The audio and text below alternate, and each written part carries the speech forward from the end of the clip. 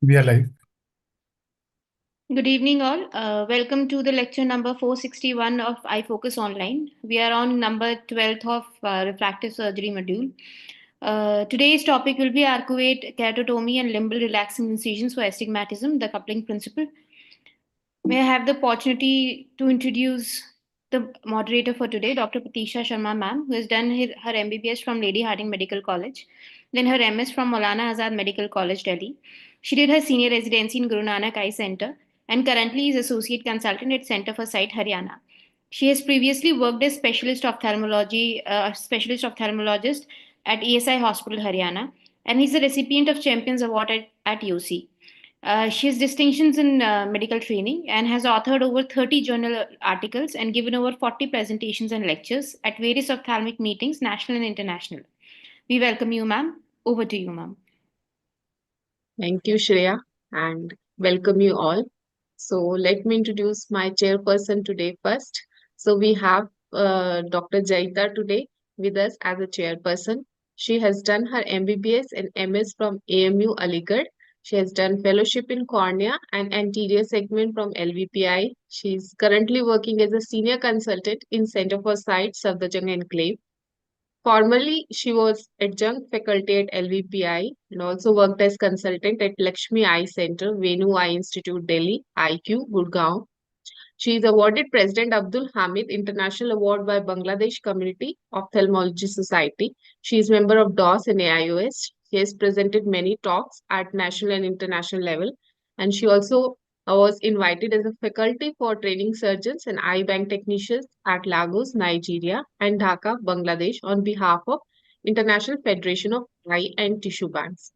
Welcome, ma'am. Thank And you, Dr. Pradiksha. and as a speaker, we have Dr. Kanika.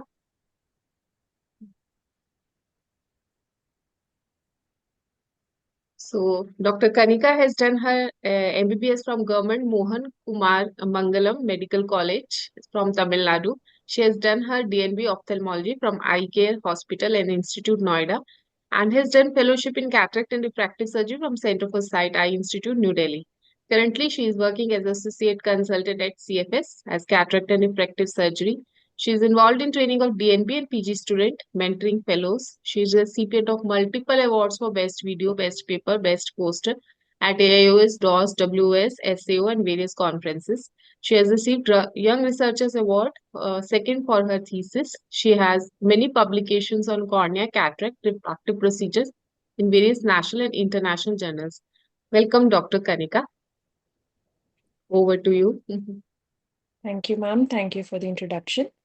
Without further ado, I would like to share my slides. Dr. Shreya, can you please stop sharing yours?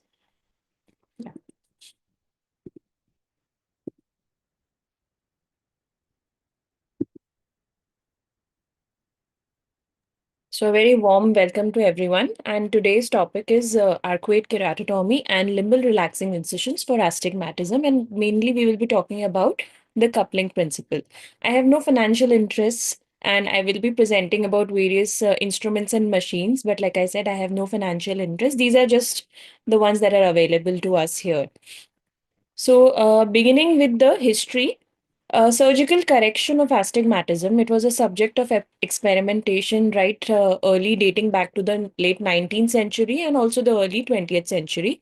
But the true birth occurred in the early 1970s. So the concept behind any astigmatic keratotomy is rooted in this understanding that astigmatism is basically an uneven curvature of the cornea, and by making strategic incisions in the cornea, it was believed that the corneal shape could be changed or altered, which will ultimately improve the refractive error and will also correct astigmatism. So, this was the concept that started. The key milestones in the journey of astigmatic keratotomy or arcuate keratotomy starts right from 1949 when a Japanese ophthalmologist Sutomo Sato, he experimented with corneal incisions to treat refractive error, especially high myopia, a very high myopia. His first patient was about minus 19 diopters. It was later in 1970 that Fyodorov, a Russian ophthalmologist, who revolutionized keratotomy by introducing radial keratotomy. He had his own nomograms, the details of which are even not available till date, but he was very successful and he popularized the procedure. And it was rampantly performed until, of course, after a few years when the complications started to set in, and it was realized that this procedure essentially weakens the cornea. So initially, all the keratotomy procedures were mainly to treat the higher refractive errors, especially myopia. It was Dr. C.W. Perry Smith who introduced arcuate keratotomy for astigmatism correction in 1972. In the 1980s and 1990s, the technique was refined and it was also used in conjunction with cataract surgery to also treat the pre existing astigmatism. By the 1980s and 1990s, multiple surgeons then started experimenting and coming out with various nomograms such as Lanz, Thornton, Merlin, Lindstrom.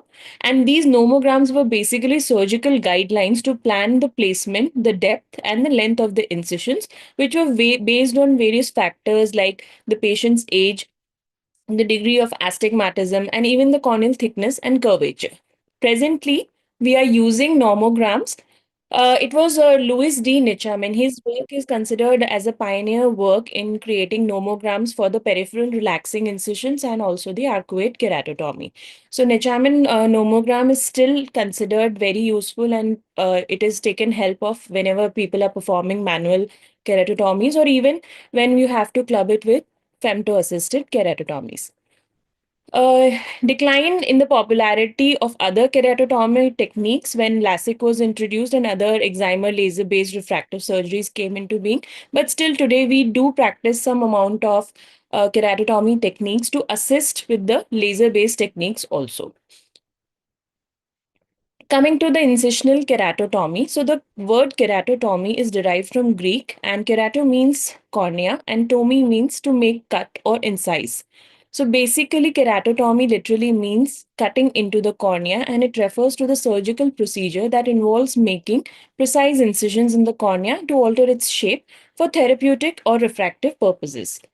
It is based on the principle of corneal biomechanics, that is, how the cornea will behave following an injury and what is the elasticity and the thickness at the time of such a cut or incision.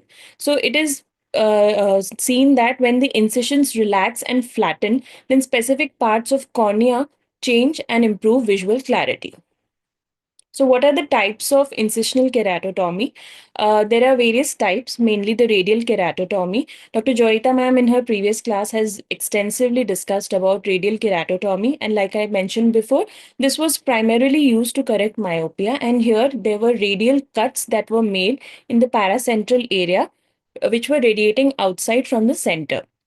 Radial keratotomy is no more practiced; it has been abandoned.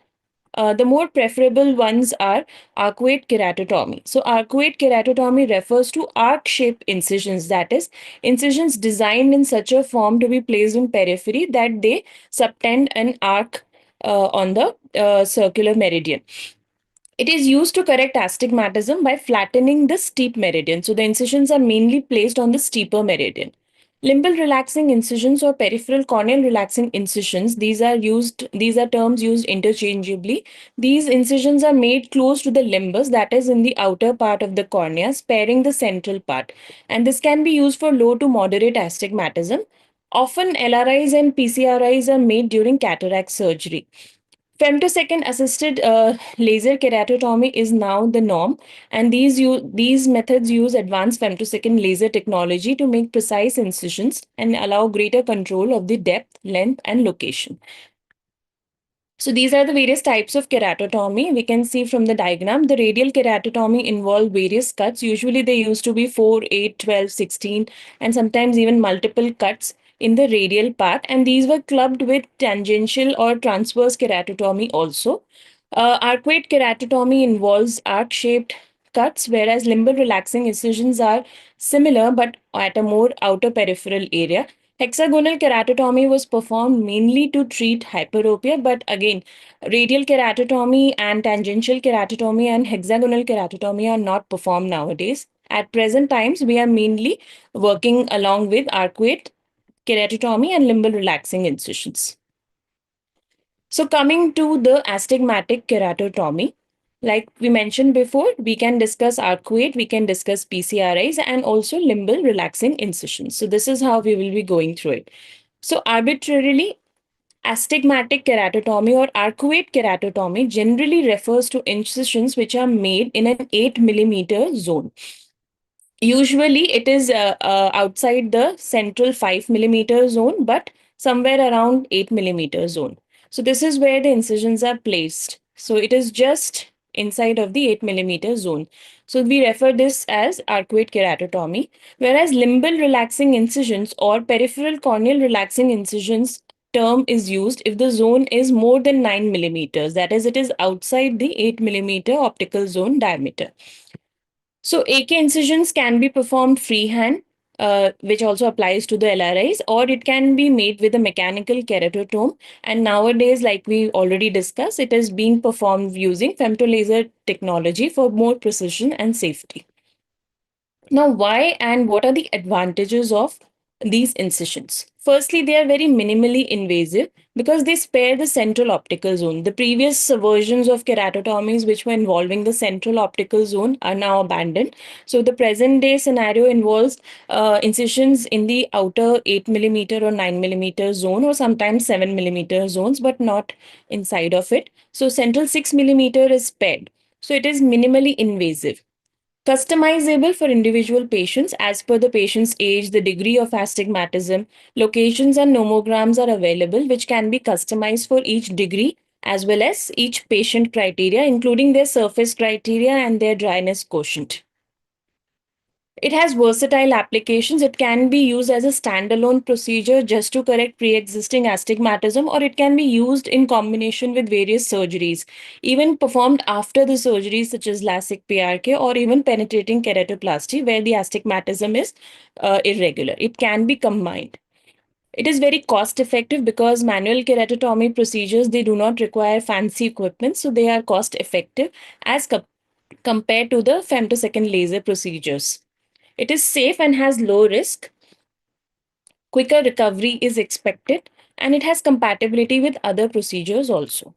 There is minimal equipment required. So these options make it more popular for the majority of surgeons who do not have access to the high-end machines, and they perform some amount of astigmatic correction using these manual techniques. Now, what are the indications of astigmatic keratotomy? Firstly, any pre-existing astigmatism and more preferably regular corneal astigmatism. So, as we know, there are two principal meridia in the cornea. So, when these meridia are separated by 90 degrees, it is called regular astigmatism. It can be with the rule or against the rule. It is most effective. The astigmatic keratotomy is effective in treating regular corneal astigmatism, where there are two principal meridians, one steep and one flat. And it is typically used for low to moderate astigmatism, that is 4 diopters or below. It can also treat any residual astigmatism post surgery, such as after cataract surgery. So, it is often used to correct residual astigmatism even when intraocular toric lenses are implanted, or sometimes when intraocular lenses are not sufficient alone, then it can be clubbed with astigmatic keratotomy. Even after corneal transplantation, high or irregular astigmatism resulting from irregular suturing or graft or wound gaping can also be treated with astigmatic keratotomy. Pre-existing astigmatism, it can also be used as a refractive procedure alone to correct pre-existing astigmatism in patients who are now to go undergo cataract or refractive surgery to achieve better post-operative visual outcomes as two separate procedures. It can also be done in people who are contact lens intolerant. For patients with moderate astigmatism who are not able to tolerate contact lenses and are not very good candidates for LASIK or PRK, AK may be considered. Now, what are the exclusions? Generally, keratotomies are not indicated for irregular astigmatism, and especially of very high magnitude, which is caused by corneal ectatic conditions such as keratoconus or even pellucid marginal degeneration. Also, conditions like keratoglobus, where the cornea is very thin and brittle. In severe astigmatism, which is more than 4 or 5 diopters, because here the astigmatic keratotomy alone is insufficient to treat. Therefore, here other options such as toric intraocular lenses or even laser vision correction with the help of excimer lasers or femtosecond lasers may be more effective. Now, patient selection, like we discussed, astigmatism, which is greater than 0.5 to 1 diopter, generally requires some form of optical correction, while most people are satisfied with their glasses and some are okay with contact lenses. But generally, 10% of the population can be expected to have astigmatism greater than 1 diopter, which will eventually need some kind of surgical correction. So, the prerequisites for astigmatic keratotomy should be a stable refraction and keratometry, which is a better measure of the true corneal astigmatism. Computer assisted corneal topography, we have various video topographers nowadays. The best part about the present day topographers and tomographers is that they also consider the posterior corneal astigmatism. So, as we know, the anterior cornea behaves like a plus lens and the posterior cornea behaves like a minus lens, but the posterior cornea is vertically steeper. So, it behaves as an against the rule astigmatism. So, that was also considered nowadays in the latest techniques. The patient's age is also an important criteria because the wound healing response in young age and older age is different. Two young patients who have more elasticity and a fluctuating refraction are not good candidates. So, how did this concept come? So, it was Dr. Richard Lindstrom. He is a prominent American ophthalmologist and innovator, and he has performed multiple refractive and cataract surgery studies. He made significant contributions to the development and refinement of astigmatic keratotomy. So, even though predecessors prior to him had introduced the uh, concept, but it was Dr. Richard Lindstrom who coined the term coupling ratio. So he gave the concept of coupling ratio, and he noticed through his studies that when a straight 3 millimeter keratotomy or a 45 to 90-degree arcuate keratotomy was used at the 5 to 7 millimeter optical zone diameter, the maximum effect was obtained, and the amount of flattening in the incised meridian was actually equal to the amount of steepening in the perpendicular meridian opposite, which was approximately 1 is to 1. So that's how coupling ratio concept came into being, and this is now the foundation of all the nomograms that are used to make the arcuate keratotomy or limbal relaxing incisions. So, coming to coupling ratio, essentially this ratio describes how flattening in one meridian will affect the steepening in the perpendicular meridian. So, this refers to the relationship between the changes in curvature in the two principal meridia. So, coupling ratio is defined as a change in flat meridian upon change in steep meridian. A coupling ratio of 1 means that for every unit of flattening in the steep meridian, there is an equal amount of steepening in the opposite meridian. Therefore, the overall corneal spherical power is preserved, and therefore there is no hyperopic or myopic shift. So ideally, whenever we are planning such incisions, a coupling ratio of 1 is desirable. If the coupling ratio is less than 1, it means that there is more flattening in the steep meridian. Therefore, overall flattening of the cornea is noticed, which will cause a hyperopic shift. And if we are planning a cataract surgery, then in case of intraocular lens calculation, we have to consider that factor as well. If the coupling ratio is more, that is more than 1, this will result in an overall steepening, and it will increase the cornea's refractive power and potentially will lead to a myopic shift. So again, when we are creating these incisions, we have to be very mindful of the coupling ratio to achieve the best results. Now, what are the factors that affect the coupling ratio? First of all is the type of incision. So incision location and its type will determine the overall effect that the procedure will have. So here we can see that wherever there is the steep axis, paired incisions are made to achieve the maximum effect. In case of transverse incision, they were abandoned because when transverse incisions were placed, they led to an increase in the corneal circumference overall, and which induced more flattening, which had a propensity to cause a change to the IOL power and post-op surprises. Because transverse incisions were initially used along with cataract surgery, that is why refractively they were not very popular because their results were not very predictable. And arcuate incisions, on the other hand, seem to be more formidable and they gave better results. So these peripheral arcuate incisions, they tend to have a coupling ratio close to 1. That is, they do not affect the overall spherical outcome of the cornea. Thus, because the spherical equivalent refraction remains same, they can be clubbed with other procedures and are more predictable. It has also been seen that a shorter arcuate incision, short meaning any incision which is ranging in the degrees of arc from about 45 to 90 degrees, it is considered as effective as a very long transverse incision more than 4 millimeters. So that's why arcuate incisions are more popular instead of the transverse one, which are now not performed.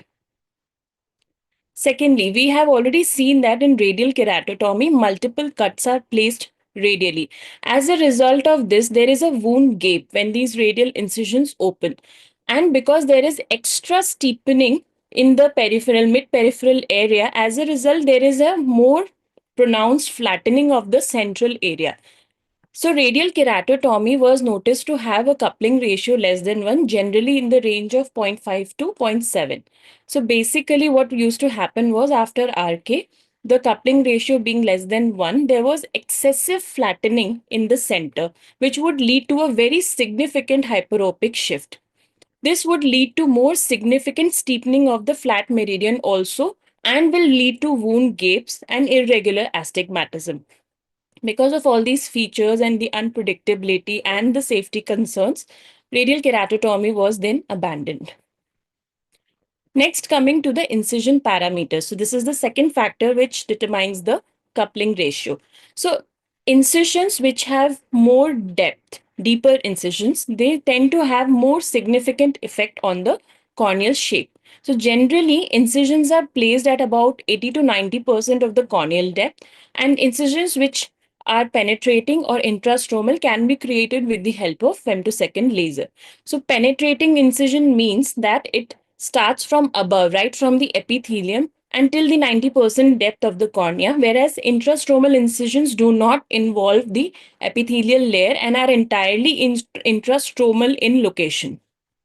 Any incision which is greater than 90% depth has higher chances of perforations and therefore not preferred.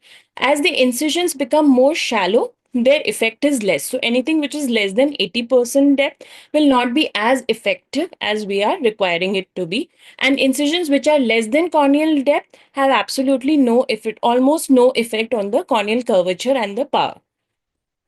So on the left, we can see if we make shorter tunnels, it will induce more flattening where when we are doing perforating incisions.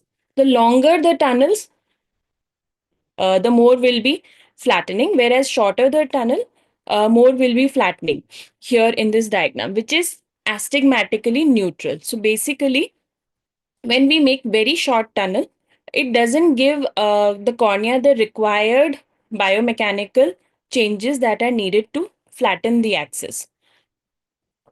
When we are doing deeper cuts, they induce more flattening. That is, the more the depth, there is more flattening effect of the incision. So apart from the location, the depth also is important when we are discussing the incisions in the coupling principle. Now coming to the arc length, because we are discussing arcuate keratotomy, it has been noticed that longer incisions, longer arcuate incisions, they tend to have a higher coupling ratio. So relatively short transverse incisions, which were measuring about 1 to 1.5 millimeters, are almost equal to the arcuate incisions, which are 20 degrees in arc, and they tend to flatten the steep meridian more than the unincised meridian 90 degree away, and therefore they used to have a coupling ratio of about 1.5 to 2. Therefore, it was then found out that longer transverse incisions, which were measuring about 5 to 6 millimeter, and arcuate incisions, which were more than 90 degree, they tend to induce more steepening in the orthogonal meridian. So ultimately, it was decided that if a transverse incision has to be performed, it should not be beyond 5 millimeter in length. And if an arcuate incision is to be performed, it should be in the range of 30 to 90 degree, which will create an adequate coupling ratio, which will approximate 1, thereby not affecting the spherical equivalent. So through various studies over a period of time, the surgeons noticed that too short and too long incisions both change the coupling ratio and are not very beneficial. Location of the incision, the more central location, the more is the effect. So it can also affect whether the coupling incisions are placed uh, as a pair or unequally asymmetrically. So maximum efficacy per unit length incision for a straight or arcuate keratotomy incision occurs when these incisions are placed in the 5 to 8 millimeter zone. So that is why limbal relaxing incisions are not able to correct very large degrees of astigmatism, because they are placed very peripherally, and so their effect is comparatively less as if we compare with an arcuate incision which is placed in the 7 or 8 millimeter zone. In general, the transverse incisions closer to the 5 millimeter zone produce greater astigmatic correction, but they also have the association of glares and halos and higher order aberrations because they fall in the opticals, they fall very close to the optical center. Incisions less than 5 millimeter zone are absolutely contraindicated because they create a lot of irregular astigmatism and glare. So the 5 to 7 or 5 to 8 millimeter zone is the preferred zone. Apart from the location and incision factors, there are also patient specific factors. So, with age, the efficacy of incisions is also affected. In younger age, the corneal elasticity is more, therefore, the healing response of the cornea is different. Corneal biomechanics also influence how the cornea will respond to incision. So, very thin corneas which have less tensile strength, they are not very good candidates for such keratotomy incisions. So, apart from biomechanics, thickness, elasticity, rigidity, and age, there are various other factors which are also considered in the nomograms. Now, how is astigmatic keratotomy performed? So, first and foremost is the discussion of the nomograms. These are actually mathematical tools which were based on clinical data and research, which have now helped predict the effectiveness of arcuate keratotomies. Now, the surgical process can be discussed under manual heading and a femto assisted heading. So, coming to the nomograms, there are various popular nomograms available online. The most popular ones I'll be discussing here. So coming first to Lindstrom nomogram. So Lindstrom nomogram is based on the age of the patient, the corneal diameter, and also the degree of astigmatism. So here, as we can see, depending upon the astigmatism and the incision and the zone diameter, every for every year under the age of 30, there is an addition of 0.05 T. Whereas for age above 30 years of year, every year a subtraction of 0.05 diopters is done. An additional zero point zero 0.02 diopters is done if the person is more than 50 years of age, and usually the incisions are placed at 90% at the lowest pachymetric reading along the intended incision. That is, on the steep axis, where there is the lowest pachymetry reading, the 90% depth of that reading is then incorporated into the arcuate incision. So, angular length of the incision, like we discussed, mostly these are kept below 90 degrees. So anywhere between 60 to 90 is decided, and the incision depth is 90%. So this was the Lindstrom nomogram. Donenfeld nomogram is a very popular nomogram which is practiced till date and is also incorporated into the femtosecond laser assisted keratotomy. So this was designed by Eric Donenfeld, and this is commonly used for the more peripheral or the limbal relaxing incisions, and also adapted for arcuate keratotomy incisions. This is based on age, the steeper axis, and the magnitude of astigmatism. So like we can see in this table, for LRIs, if the astigmatism is only 0.5, So generally, it is preferred to make one single incision of LRI, and which should be only 45 degrees, which is 1.5 clock hours. If the astigmatism is 0.75, then two paired incisions are made, and each has to be 1 clock hour. If the astigmatism is 1.5, again two incisions, paired incisions are made, which are 2 clock hours, that is 60 degrees each. And if the astigmatism is about 3 diopters, then two incisions of 3 clock hours each are made. It is taken care not to exceed the 3 clock hours, because through various studies it was noticed that any length longer than this, or the arcuate incisions longer than this, they do not produce the desired effect. Donenfeld nomogram is also incorporated into the femtolaser machine that I'll be showing later. Now, another very popular nomogram is the Nichamin nomogram, and he was one of the pioneers who came up with the nomograms for the arcuate keratotomies and LRIs. And this was mainly preferred with the cataract surgeries. And this is at present also used along with cataract surgery to adjust according to the pachymetry and the age of the patient. So this was based on the steep axis, the corneal diameter, white to white, and the patient age. So here we can see Nichamin gave a very detailed nomogram for both with the rule as well as against the rule astigmatism, and a wide range of correction was available. And because it was age based, so he told how many incisions to be given and where to be given in degrees of arc. And we can see that there is an effect of age for different age groups. He has given various nomograms. So it is a very detailed nomogram, and it is till now preferred for cataract surgeries as well as planning LRIs and AKs. Again, this nomogram also insisted that the blade depth setting is kept at 90% of the thinnest pachymetry. There are various online LRI calculators also. Like for example, this one, it is available on the online Johnson & Johnson website. So this LRI calculator helps the surgeon plan various incisions accordingly. And as we can see here, there are two main nomograms that are incorporated. One is the Nichamin nomogram, and one is the Donenfeld. So these two are the most popular nomograms. You have to just go in and fill your details, patient details, the keratometry details, and where you are going to place your incision, and the nomogram will suggest the LRIs to be made for the same case. There are various other nomograms also, like the ARC-T nomogram. Now, the ARC-T nomogram can be incorporated for both 6 millimeter zone as well as 7 millimeter zone.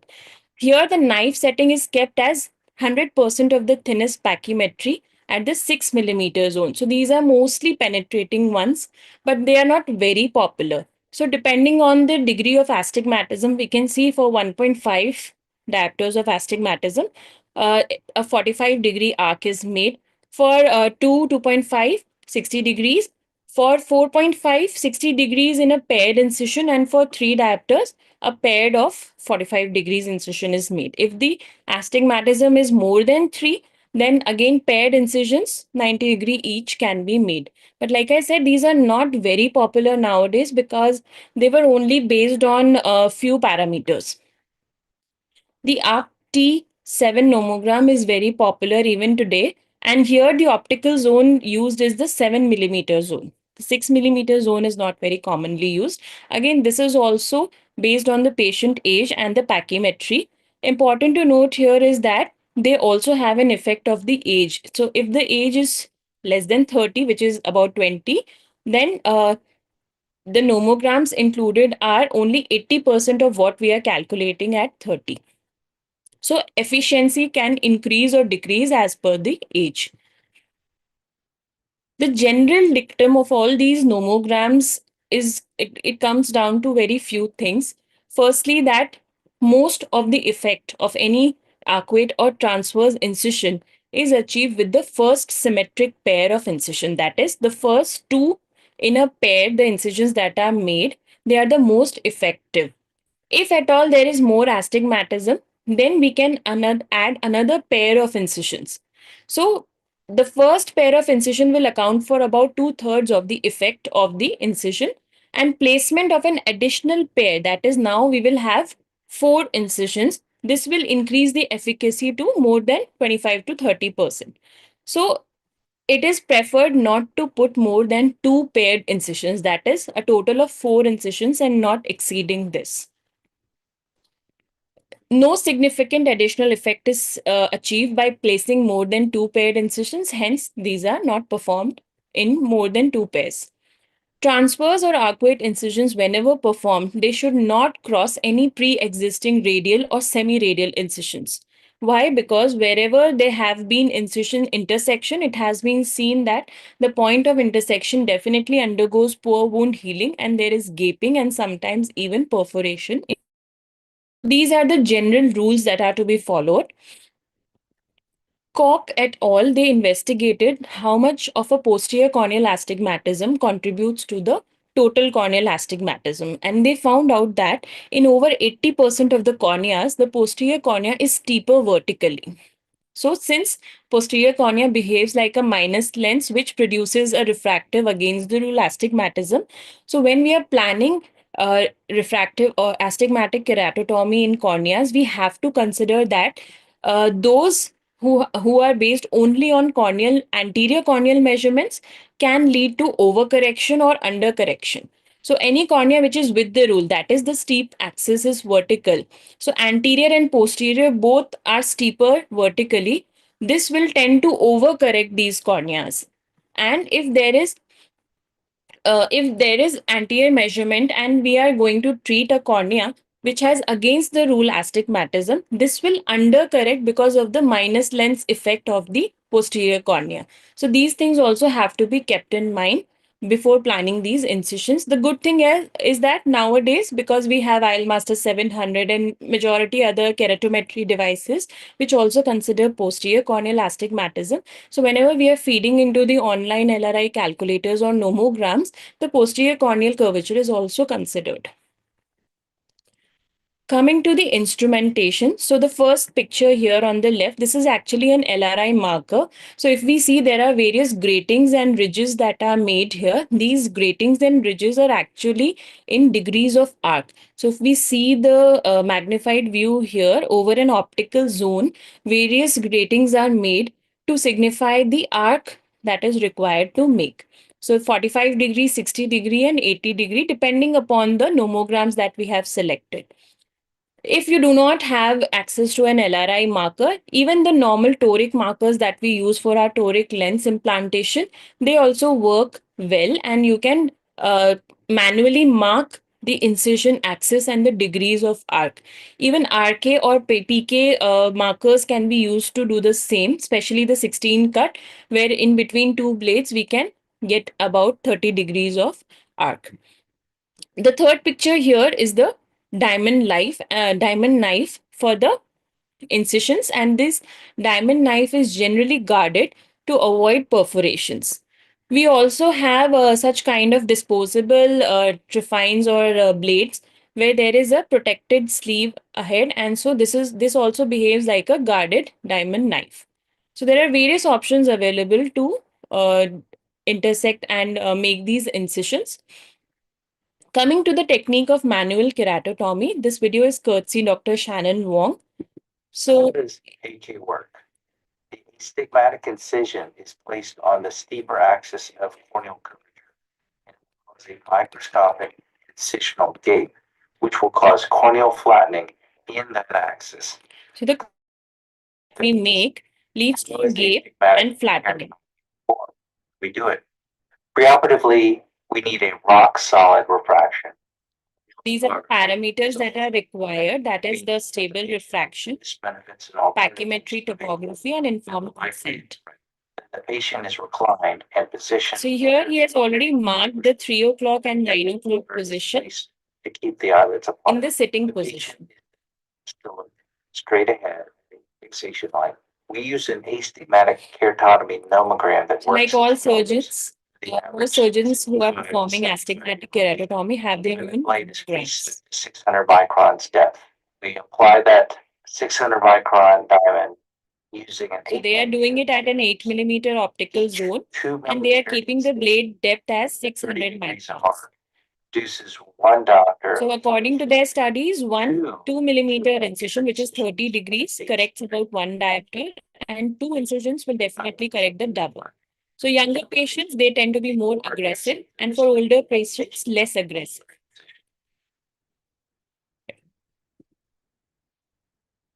Then we mark the length of the incision. So this is the 8 millimeters marker. In this case, one doctor flattening is desired. We set our calipers to 2 millimeters and then place the mark straddling. As we can see, they are using simple instruments to mark their age. 0.12. And now using the diamond blade with 600 micron preset depth at the 8 millimeter zone to perform the arcuate keratotomy. Or toward the 0. Because in this patient, they only required one factor of correction. So they only placed a 2 millimeter with 30 degrees incision so that the diamond one location. If the patient moves suddenly. The incision usually takes about 5 to 10 seconds. We usually make one pass. So this is how manual keratotomy is done. So once after cutting, they pass the instrument again through that. Diamond blade set is 6. Post-operative treatment is the same as we do for all other incisional techniques, mainly steroids and antibiotics and lubricants. Now coming to femto-assisted astigmatic keratotomy. So femtosecond AKs are more precise in terms of the incision depth, length, and centration, and therefore they also reduce the risk of corneal perforations. The good thing is that they can be clubbed with various other surgeries such as cataract or even post-keratoplasty, post-DALC, and post-DSEC. So there are two types of femto-assisted astigmatic keratotomy. One is anterior penetrating. Like in the picture, we can see the incision is starting right from the epithelial layer and goes up to the 90 to 80% depth of the cornea. So this is an penetrating anterior astigmatic keratotomy. The other is intrastromal AK. So if you notice here in this image, there is no connection to the endothelium or the epithelium. Why nowadays people have started shifting to intrastromal AKs is because sometimes there was an issue with the epithelial ridging and sometimes wound gape was larger. So now most people have started turning to the intrastromal AKs instead of the penetrating ones. There was also a chance of excessive epithelial disturbance because of this. Hence now most surgeons prefer intrastromal AKs. So this is the example how femtosecond laser planning of arcuate incisions is done. This is from our own patient. We don't have any financial interest. We just have the Johnson and Johnson system available with us. So here this is showing us the anterior corneal layer, the posterior corneal layer, the iris, the lens, and this is the white to white line that is measured on the femtosecond assisted anterior segment OCT technique. So the nomogram inputs are adjusted when we are planning, and the machine gives us a treatment summary prior and post the procedure also. So generally we prefer Donenfeld here. And like we can see here, maximum arc length is set as 90 degrees and minimum is about 10 degrees. Apart from this, the Donenfeld optical zone is made as 8 millimeters. So the arcuate incisions are made at 8 millimeter zone.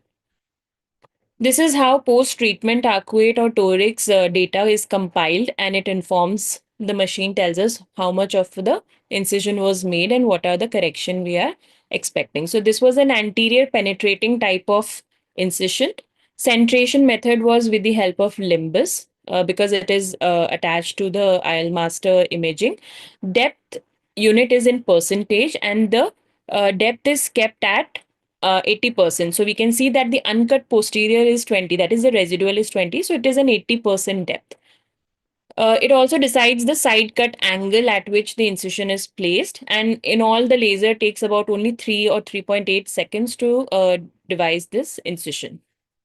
Then various other parameters are also mentioned. So this is how basically the femtosecond laser assisted protocol is seen. Again, I have no financial interest.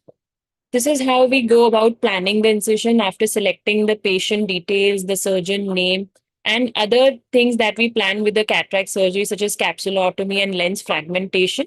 Then we come to the keratotomy incision planning. So this is the lens softening. Now here we can see we can choose because we have the older machine, so it only has anterior penetrating option, but there are intrastromal option also.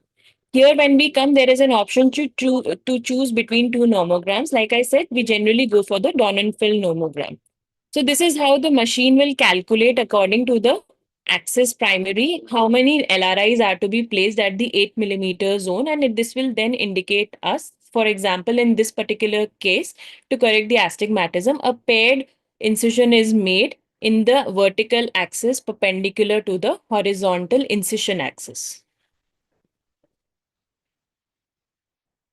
Now, although this class doesn't cover the post-PK astigmatism, but I would like to mention that incisional keratotomy can also be performed for post-penetrating keratoplasty astigmatism, like it is visible in this image. We can see this is the graft host junction, and just adjacent to it, we have made two arcuate incisions. So there are general dictum, details of which are beyond this class, but just to mention, they can be placed, the incisions after PK can be placed at graft host junction if there is any irregularity or astigmatism in the cornea. Care is taken to avoid the central 6 mm zone, and topography is definitely very useful in such cases to identify where we have to place the incision. The most commonly used nomograms are Nichaman and Lindstrom. Intraoperative keratoscopy is preferred. That is, when the PK is being conducted, the keratoplasty is being conducted. So, intraoperative keratoscopy helps us assess where the sutures are tight or loose and which areas are bulging or having astigmatism based on the Placido ring format that is seen. So that is very helpful even if we don't have intraoperative video keratoscopy. Compression sutures can also be clubbed perpendicular to the incision axis if we need an added effect. Also mentioning about opposite clear corneal incision, this is also generally done along with cataract surgery. It is not performed as a standalone refractive procedure. So the concept is the same. At the 9 mm zone, 8 mm zone, where we are creating our clear corneal incision for the phaco surgery, we can make a paired opposite clear corneal incision, which will help correct up to about 1.5 to 2 diopters of incision. So generally after making the main incision, like we are making a temporal incision in this case, an opposite clear corneal incision is made. So it is generally preferred for cases who are not opting for a toric lens, such as those having less than 1 diopter of astigmatism. So we can make a paired 2.8 mm clear corneal incision, which will help modulate that. So even though this is beyond the scope of this class, but coming to the conclusion that cornea is a very forgiving organ if treated with respect. And these keratotomies teach us how we can alter the shape of cornea to impart a better visual clarity to the patient. But even though it is a good and safe procedure, it is not devoid of its own complications. सबसे important या जिसे हम कहते हैं the most important complication is the unpredictability even though we have various nomograms and we have devised various instruments and everything, but still every person has a different healing response. The cornea biomechanics are different in each person, so in spite of every good planning there could be unpredictability. There can be overcorrection or undercorrection. Like I said, even though we are planning everything very precisely, but even a 1 mm diopter change or even 1 mm shift in the optical zone can lead to over or undercorrection in various cases. There is also the issue of regression over time. Then it can also induce optical aberrations, especially the incisions which are closer to the center of the cornea, central optical zone. They have the tendency to induce optical aberrations, or even if they are not central, but the wound healing response is different and there is wound gaping excessively in one meridian, it can lead to aberrations and irregular astigmatism. Of course, there is a risk of infection, inflammation, especially with the penetrating or the clear corneal incisions. There is a more risk of infection and even endophthalmitis. People who have already pre-existing dry eye symptoms, they tend to aggravate post these procedures because of the nerve dissection that occurs. So this has also to be kept in mind. It can also lead to corneal weakening of or ectasia in cases who have formed fustic keratoconus that were not diagnosed previously, or those who have pellucid marginal degeneration which was missed prior to the surgery and only a cataract or a refractive procedure was planned. There can be unintended perforation. So if the corneal depth, the incision depth is not properly managed and calibrated, sometimes they can lead to entire full thickness perforations, which can again lead to infections and various other complications. There is also a psychological impact. These scars heal, when these wounds heal, they tend to have some scarring tendency, which can also have a psychological impact on the patient. Of course, they can interfere with the future surgical planning. Any incisions placed on the cornea just for the standalone procedure also can lead to future calculation mistakes in cataract or even LASIK or PRK planning. So that also has to be kept in mind. Also, the corneas with too many cuts are not very good or viable for donation further. So that is also one factor that has to be considered. So this is all for today's class. In case any more information is required, I'm available on my email. So if the students have any doubts or if they would like me to answer any of questions which were not covered in the class, I can be available at the mail. Thank you so much for the patient listening. Thank you so much, Dr. Kanika. The topic was very well covered.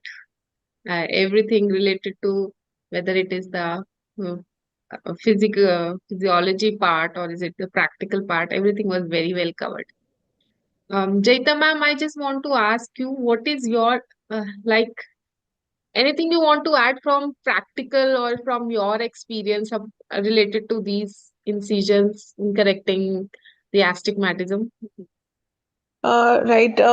Thank you, Kanika. Yeah, I think really it was very well covered, and there's nothing much left to talk about because you have covered each and every aspect, including the videos, very nicely and explained all the parts of this thing.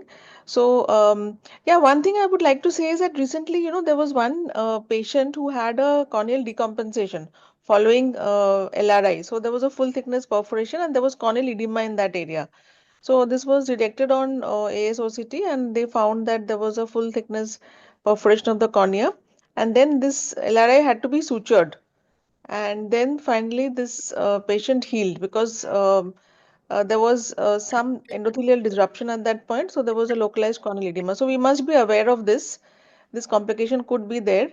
And one more thing I would like to say is that when in case of these transverse keratotomies in PK, you've mentioned that it should be done at the graft host junction, but I don't really agree with that because at the graft host junction will be weakened. So if at all we are doing it, it is not really done much.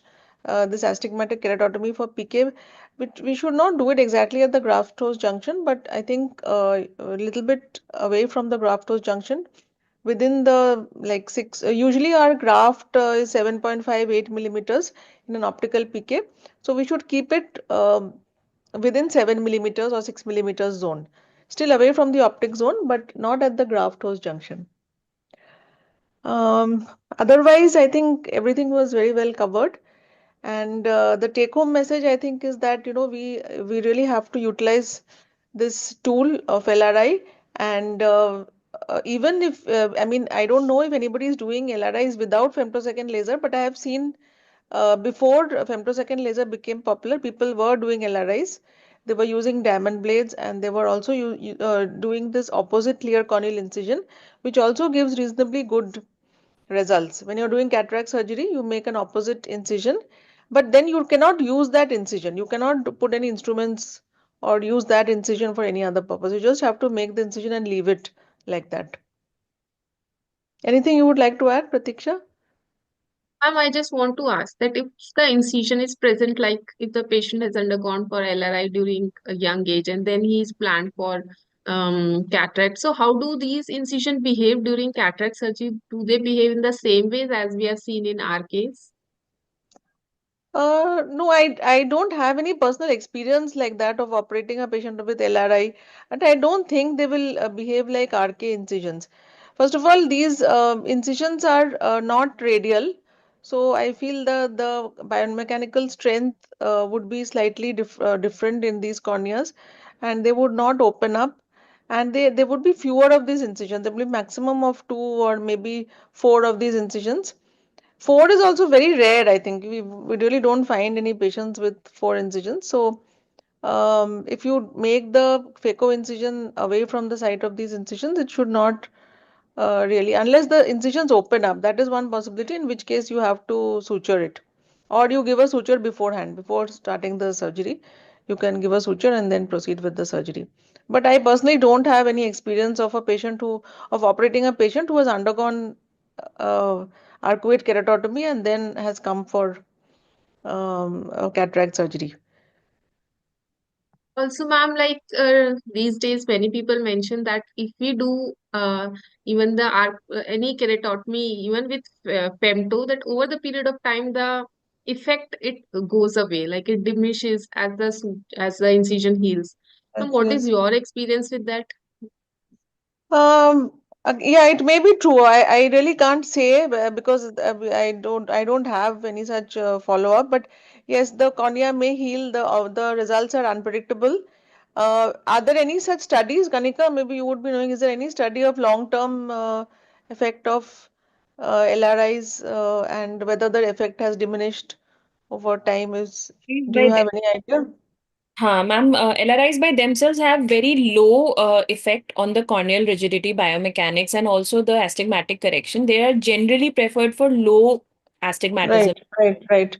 So, firstly, the treatment itself is less. Secondly, over a period of time, as the corneal elasticity decreases, there is definitely a chance of regression, but it is seen more with people who have been performed upon in their younger age. So there are Okay. various studies that have actually made two various groups of people who were younger than 30 and more than 30, and they found out that the corneal healing response is different.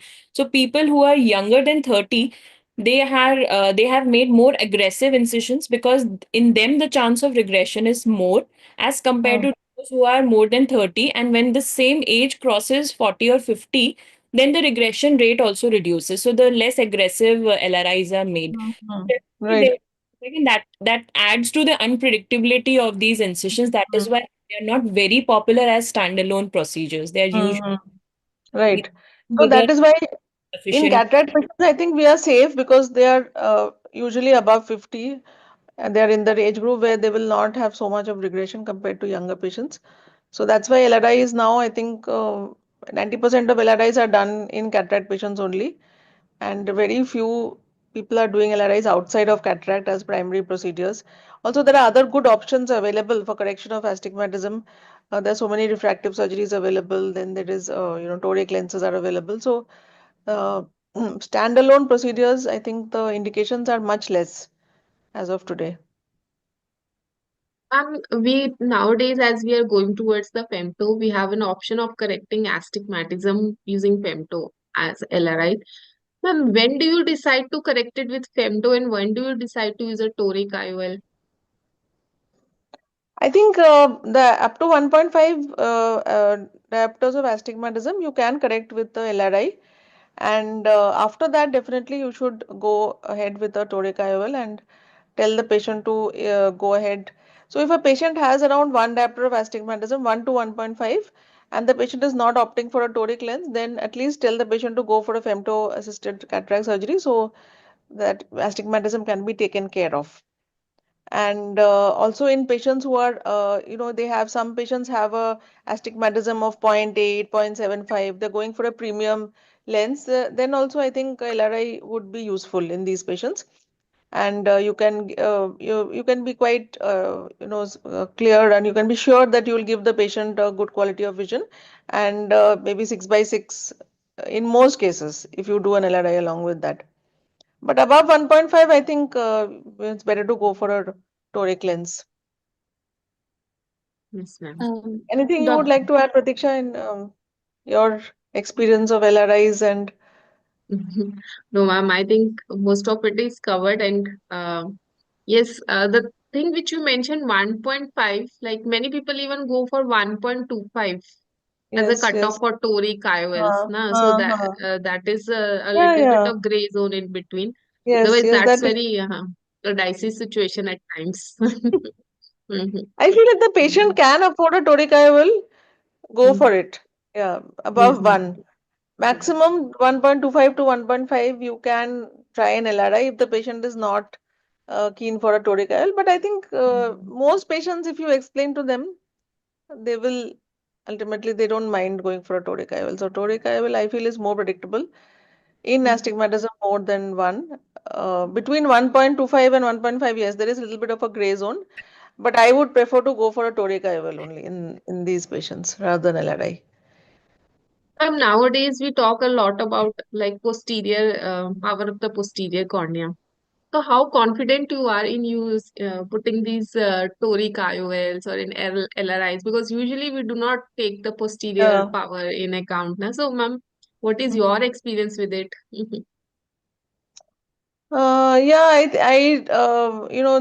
Yeah, this is something which maybe with time we will get more experience about it.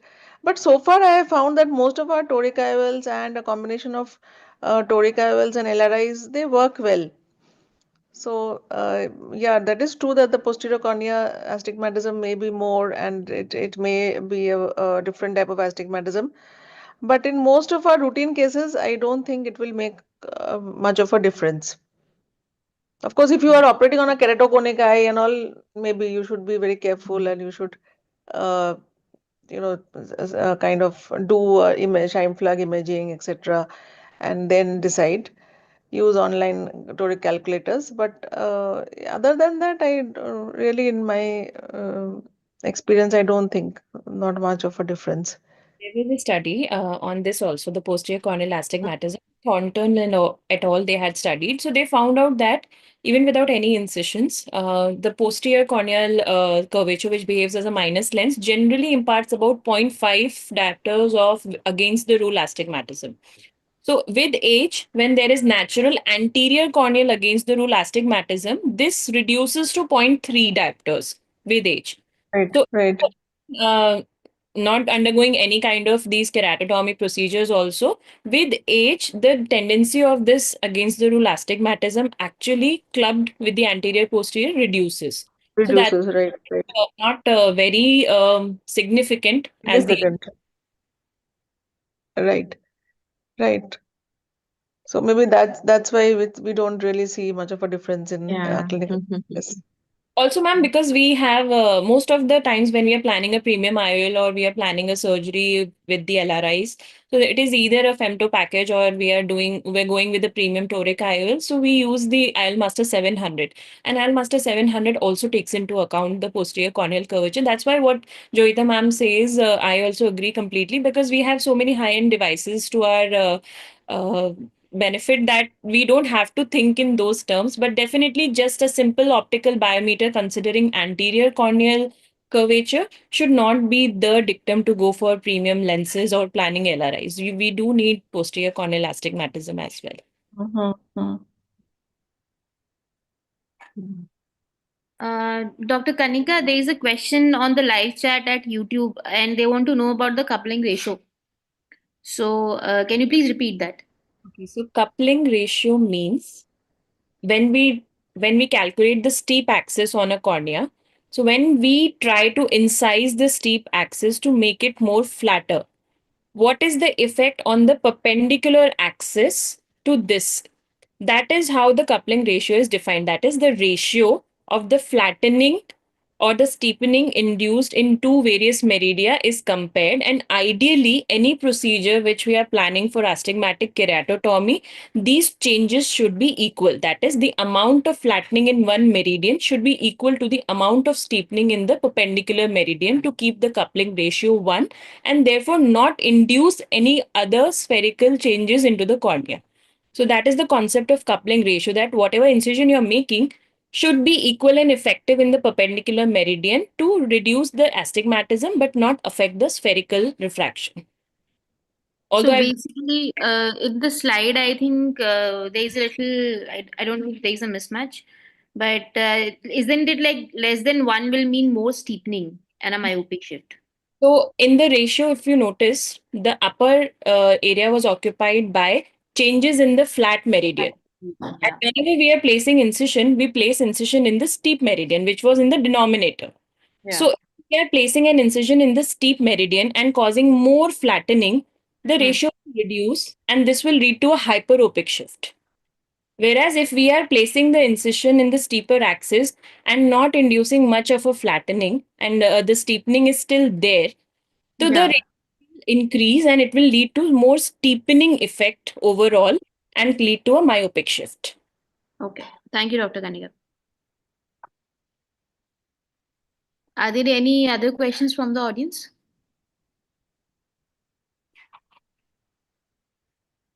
I think now we can conclude. Thank you so much, Dr. Kanika, Jaita ma'am, and Pratiksha ma'am, for such a insightful discussion. It was a great class. Thank you all. Thank you, ma'am. Thank Thank you, you. Dr. Shreya. Thank you. Thank Thank you, Kanika. you. Thank you, Pratiksha. Thank you, Shreya. Thank you, Good night, ma'am. Good Good everybody. night. night.